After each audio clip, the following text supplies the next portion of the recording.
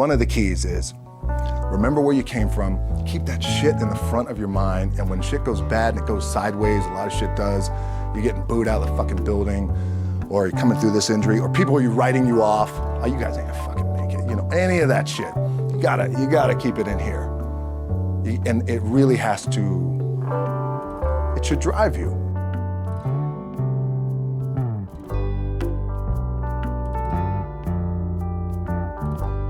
This idea and this notion that you can be anything you want, you can accomplish anything you want, right? We hear that. You've heard that from the time you were little boys. You hear that now. You're already incredibly accomplished. You can win an NBA championship, MVP of the league. You could become president. You could become governor. You can be you could be in entertainment. You could do Charles, or you could do Shaq. You could do that. You could do whatever you want to do. You guys know that. The thing that has worked for me is to remember the hard times. So, and I'm sure you guys all have your processes, and again, I'm going to tell you what's worked for me. So before a big movie comes out, before, back in the days when I was wrestling with WWE, a WrestleMania match, anything big that would happen, I would always take a moment, and I just remind myself, all right, I was evicted when I was 14. We were kicked off the island. We couldn't live in Hawaii. Had no place to live. A lot of shit happened. Then when I moved to Nashville, I was arrested multiple times by the time I was 16 years old. Like, I remember that. If I were playing on this team, which my skills are, what's that term? Oh, the shits. So I would play. But before I lace up, before I get on the court, before I play in these big games, before I go to the Staples Center, where history is there, those are historic walls there at the Staples Center. I would remember that, and it allows me then to be present in the moment and understand, holy shit, this stuff I have around me right now. This is the shit that I dreamed of when I was a kid. I am here. I played for University of Miami, played for great teams. Warren Sapp, Ray Lewis, they were my teammates. They were balling. Warren Sapp was playing tight end at that time.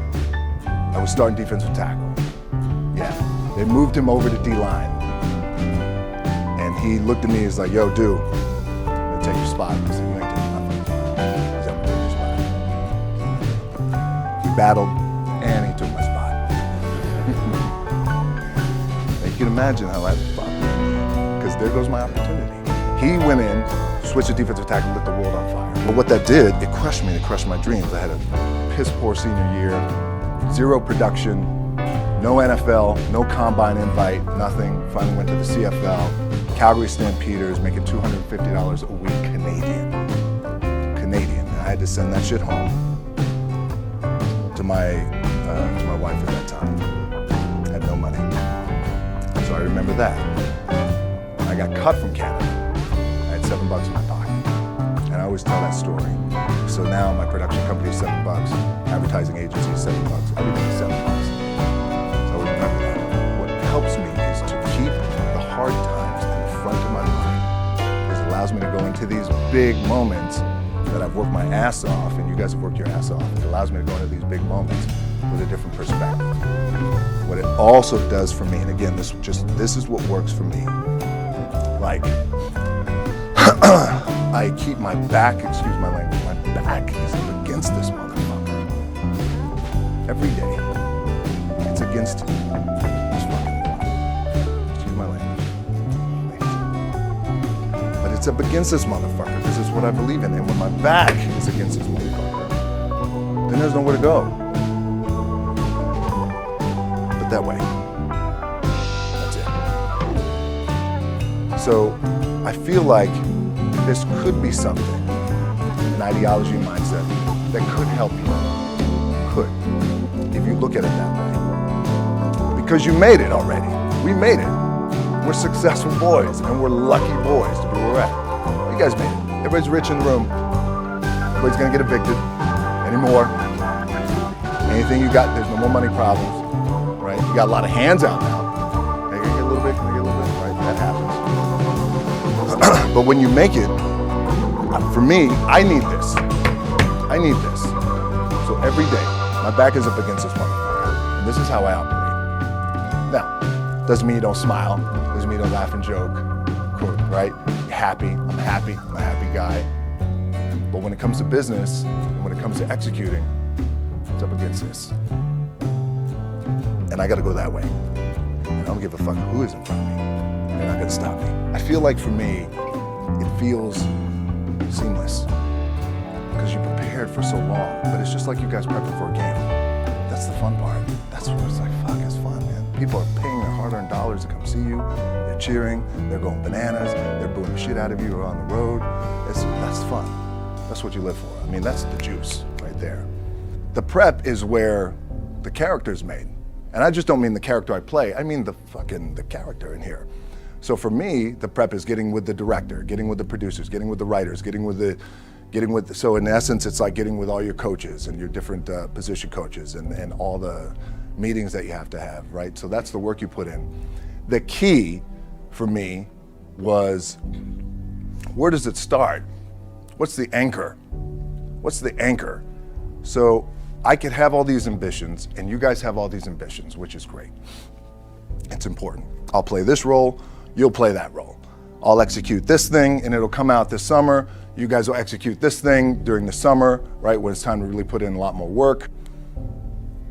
But the key with me is just always finding what the anchor is. And the fucking anchor is getting up at 4 o'clock in the morning every day before anybody else and grounding my thought process is in the no one will outwork me. No one. I love and I respect you guys. Motherfuckers won't outwork me. All starts with this.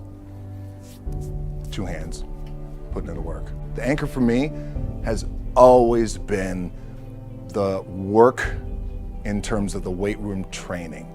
So when I first started wrestling, I was 6 years old, rolling on the mats with my dad. My old man, a lot of you guys won't know this. Yeah, Rocky Johnson.